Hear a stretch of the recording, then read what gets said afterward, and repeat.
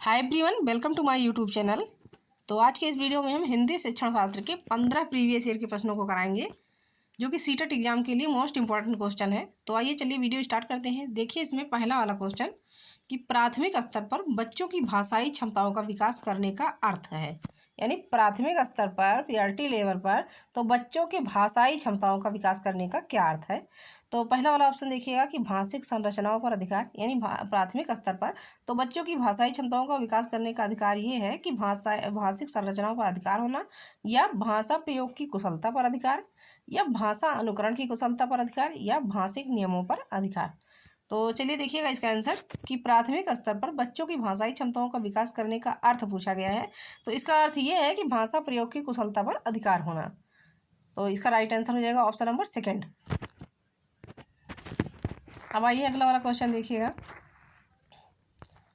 Question number 2 है कि पहली कक्षा की भाषा अध्यापिका अपने एक विद्यार्थी के भाषाई विकास के संबंध में चिंतित है, क्योंकि देखिएगा कि पहली कक्षा यानी कक्षा 1 की एक भाषा अध्यापिका है जो कि अपने एक विद्यार्थी के भाषाई विकास के संबंध में चिंतित है।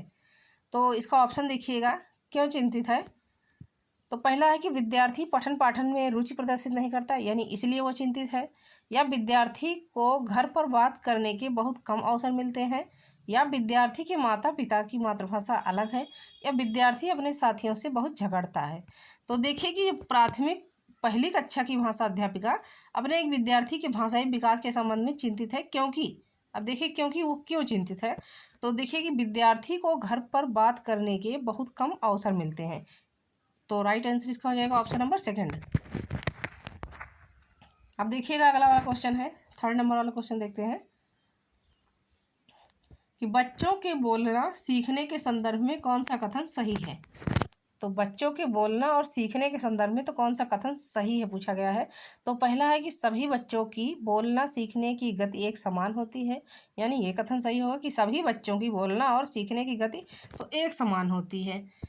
अब अगला देखिए, अगला वाला ऑप्शन है कि बड़े परिवार में बच्चों की बोलना सीखने की गति तेज होती है, या निर्धन परिवारों से आए बच्चों की बोलना सीखने की गति धीमी होती है, या कहने सुनने से अधिक अवसर मिलने पर बच्चे बोलना सरलता से सीखते हैं। तो देखिए कि बच्चों के बोलना सीखने के संदर्भ में तो कौन सा कथन सही है ये पूछा गया है। तो सही कथन हो जाएगा कि कहने सुनने के अधिक से अधिक अवसर मिलने पर बच्चे बोलना सरलता से सीखते हैं। यानी जब उनसे जो है सुना जाएगा, उनको अवसर दिया जाएगा बच्चों के कहने का और सुनने का, तब बच्चे जो हैं तो बहुत सरलता से सीख लेते हैं। तो राइट आंसर इसका हो जाएगा ऑप्शन नंबर फोर्थ। आइए देखिए अगला वाला क्वेश्चन है कि प्राथमिक कक्षाओं की भाषा शिक्षक होने के नाते आपकी सर्वाधिक महत्वपूर्ण भूमिका है। तो देखिएगा कि प्राथमिक कक्षाओं की भाषा शिक्षक होने के नाते तो आपकी सर्वाधिक महत्वपूर्ण भूमिका क्या है। एक टीचर की तो सर्वाधिक महत्वपूर्ण भूमिका क्या होगी।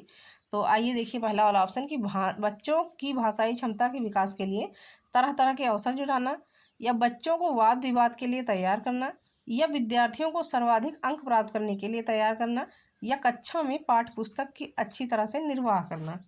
तो देखिए कि प्राथमिक कक्षाओं में भाषा शिक्षक होने के नाते आपकी सर्वाधिक महत्वपूर्ण भूमिका ये होगी कि बच्चों की भाषाई क्षमता के विकास के लिए तरह तरह के अवसर जुटाना, यानी राइट आंसर इसका हो जाएगा ऑप्शन नंबर फर्स्ट। अब चलिए अगला वाला क्वेश्चन देखते हैं। क्वेश्चन नंबर 5 है, भाषा शिक्षण में खेल का महत्वपूर्ण स्थान है, क्योंकि। तो देखिएगा कि भाषा शिक्षण में खेल का महत्वपूर्ण स्थान क्यों है।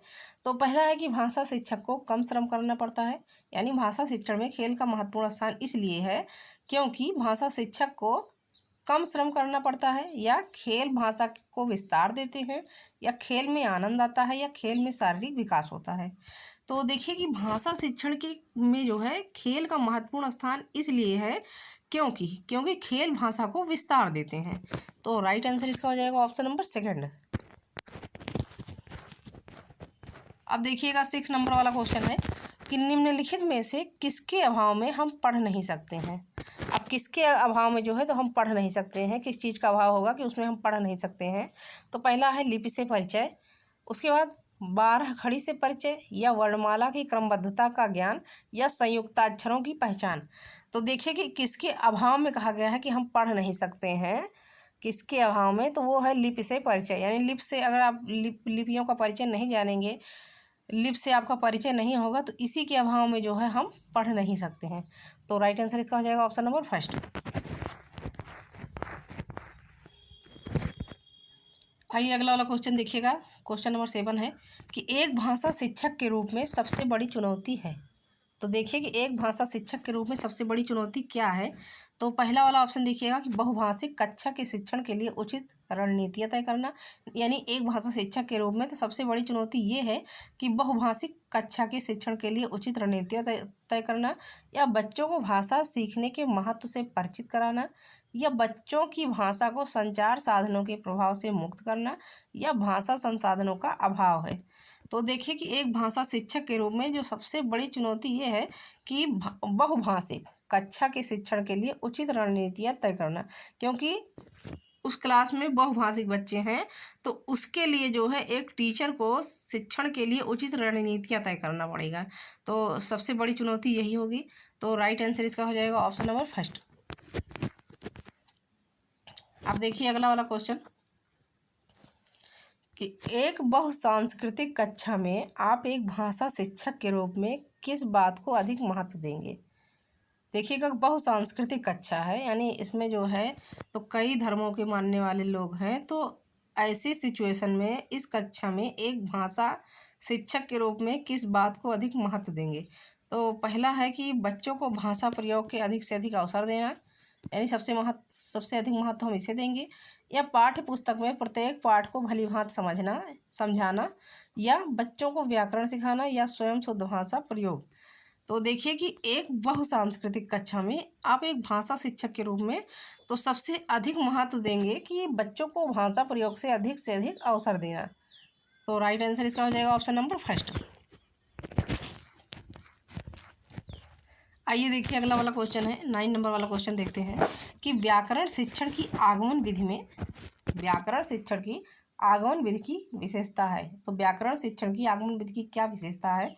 तो पहला वाला देखिएगा ऑप्शन कि पहले नियम बताता है। यानी व्याकरण शिक्षण की आगमन विधि की विशेषता ये है कि सबसे पहले नियम बताना, या पहले नियम का विश्लेषण करना, या पहले मनोरंजन गतिविधियाँ करना, या पहले उदाहरण प्रस्तुत करना।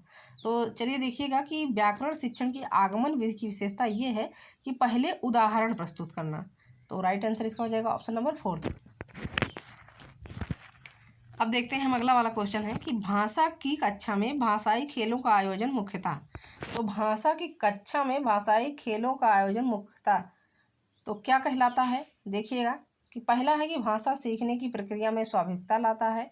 यानी भाषा की कक्षा में भाषाई खेलों का आयोजन जब होता है तो मुख्यतः भाषा सीखने की प्रक्रिया में स्वाभाविकता लाता है, या आकलन का काम करता है, या रोचकता और जोश लाता है, या अध्यापक के काम को सरल बनाता है। तो देखिए कि भाषा की कक्षा में भाषाई खेलों का आयोजन मुख्यतः तो ये होता है भाषा सीखने की प्रक्रिया में स्वाभाविकता लाता है। तो राइट आंसर इसका हो जाएगा ऑप्शन नंबर फर्स्ट।